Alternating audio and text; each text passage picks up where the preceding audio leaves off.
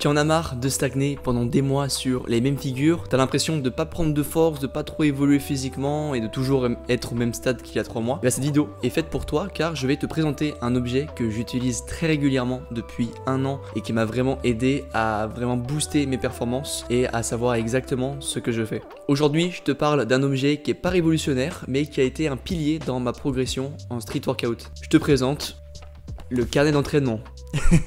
Wouhou, le fameux carnet d'entraînement, cet objet qui va te permettre de faire un copier-coller de tes séances. Et aujourd'hui je vais te donner tous les secrets, tous les tips que j'utilise actuellement pour que ça soit à la fois agréable à utiliser, utile et que, comme je te dis, ça fasse vraiment booster mes performances car sincèrement c'est vraiment très utile.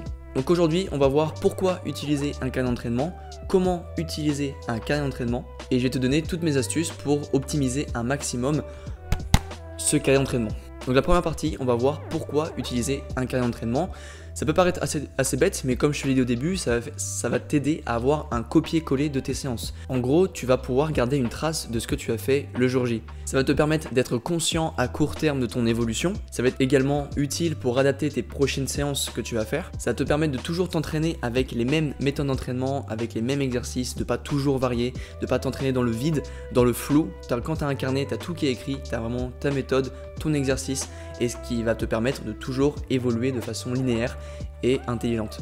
Donc si tu es prêt à utiliser ce carnet minimum 1 mois dans ta pratique du street, si tu as l'impression de te disperser un petit peu et que tu as envie de restructurer tes entraînements, ce carnet d'entraînement est ton meilleur ami car c'est lui qui va tout restructurer correctement. J'ai envie de dire, même si tu n'as pas des séances qui sont optimisées, même si tu ne sais pas trop quel exercice mettre, combien de répétitions, combien de séries, à quel volume, quelle méthode utiliser, c'est pas très grave.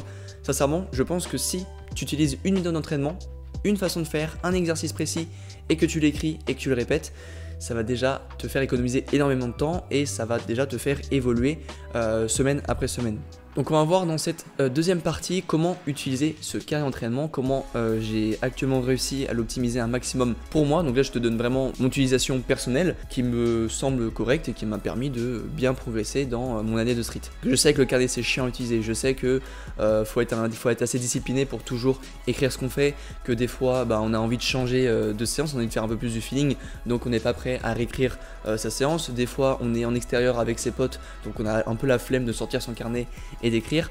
Je suis complètement conscient de ce fait et c'est pour ça que j'ai essayé un maximum de rendre agréable l'utilisation du carnet, donc pas trop compliqué, pour qu'il me soit utile dans différents contextes. Et là je vais te donner tous les secrets pour que tu puisses l'utiliser de la même façon. Donc moi je te conseille vivement d'acheter déjà un carnet plutôt grand, voilà, un carnet assez grand que tu peux mettre dans un petit sac quand même, mais assez grand pour que tu aies de la place d'écrire dessus. Tu vas voir dans ta séance, ça va être beaucoup agréable d'avoir de l'espace pour pouvoir écrire plein de choses que je vais t'expliquer juste après. Je t'invite également à avoir un crayon 4 couleurs, hop, est-ce qu'on voit le focus? Un crayon 4 couleurs, tu vas voir pourquoi après, mais je trouve ça important de dissocier les différentes choses qu'on va écrire dessus.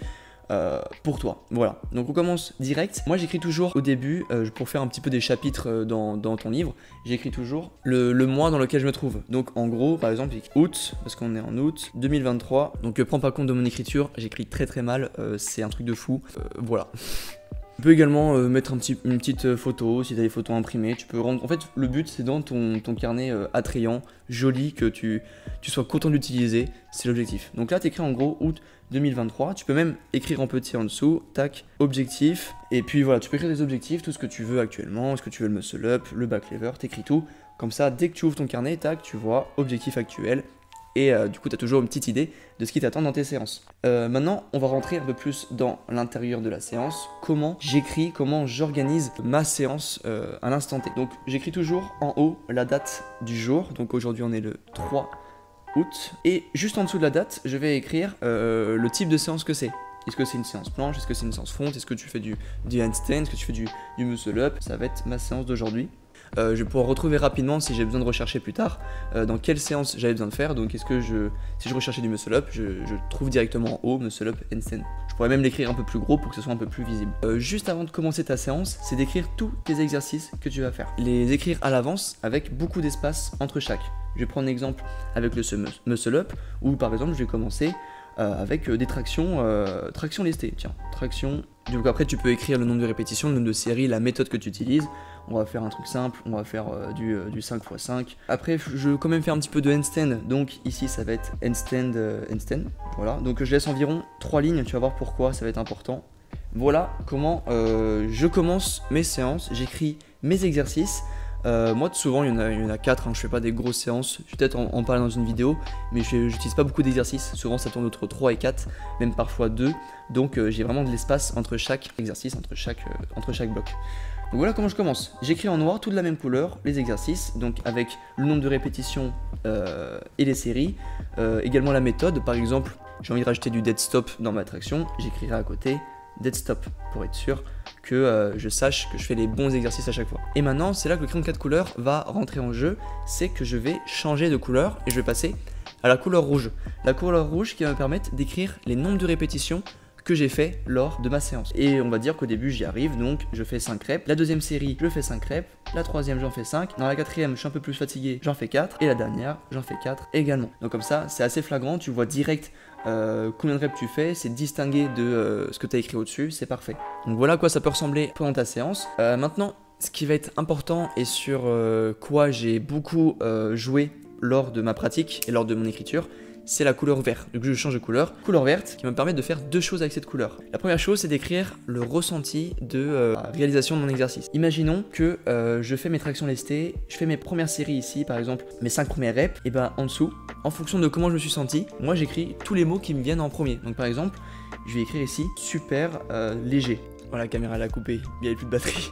C'est la première série, je me sens hyper léger, je peux écrire super léger. La troisième, je peux écrire dur. Et la quatrième, échec complet. Là, le but, c'est que tu utilises tes mots à toi, que tu puisses en fait savoir dans les séances qui vont venir après, donc dans les prochaines semaines ou les prochaines séances, savoir comment tu te sentais sur cette séance-là à l'instant T. Donc par exemple, si tu refais ces mêmes exercices, traction lestée 5 x 5, et bah peut-être que tu vas refaire les mêmes perfs, mais tu vas pas du tout avoir le même ressenti. Peut-être que dès le début, ça va être dur, ou au contraire, peut-être qu'à la dernière, tu seras pas complètement à l'échec. Ça peut vraiment varier du jour à l'autre, donc c'est intéressant d'écrire ça. Je te demande pas d'écrire vraiment précisément ton ressenti et un truc vraiment complet, mais juste des petits mots comme ça qui peuvent te marquer quand tu pourras relire. Maintenant, la couleur verte, elle me permet également de faire une deuxième chose qui est vraiment très importante, c'est de savoir si je me suis filmé ou pas pendant ma série. Par exemple, la première série de mes tractions lestées, je me suis filmé, et bah avec mon crayon vert, qu'est-ce que j'écris à côté? J'écris un F. F comme filmé.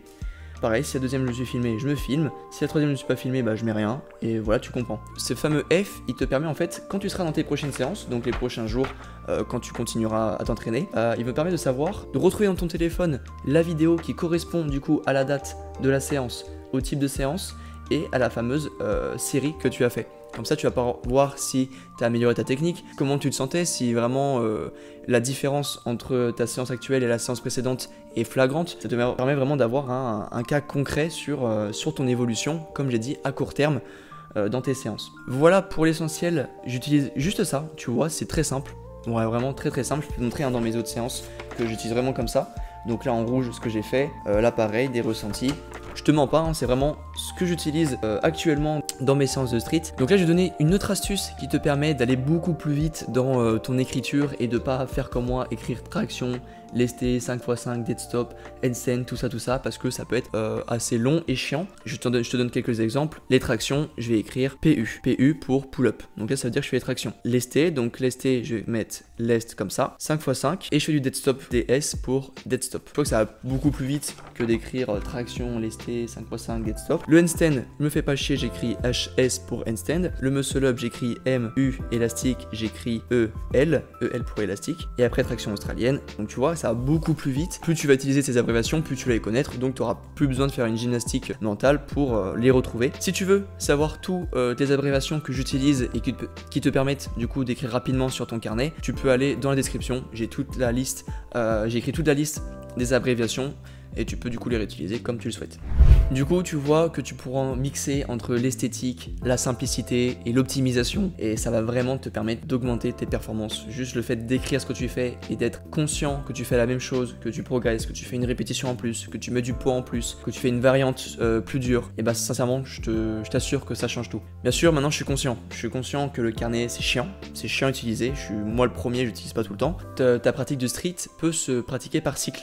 Et là, je t'explique un peu comment je procède.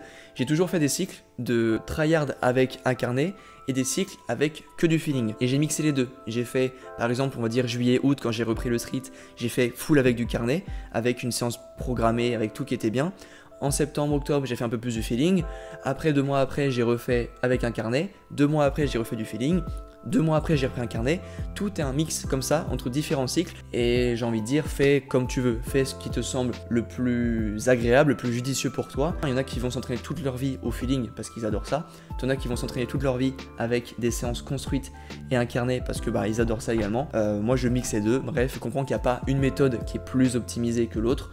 Donc pour terminer, je te fais un petit disclaimer. Oui, c'est un outil très puissant qu'il faut bien utiliser et qui peut vraiment booster tes performances. Mais n'oublie pas que ça reste qu'un outil et que l'outil, il va dépendre de son utilisateur. Si tes séances, elles sont pas du tout optimisées et qu'elles puent la merde, on va pas se mentir, tu auras beau avoir un carnet, ça va rien changer à ta progression. Tu vas toujours stagner, tu vas toujours être nul et c'est comme ça. Donc sois conscient que si tu stagnes, c'est pas forcément à cause du carnet, mais c'est plus ce que tu vas retrouver à l'intérieur.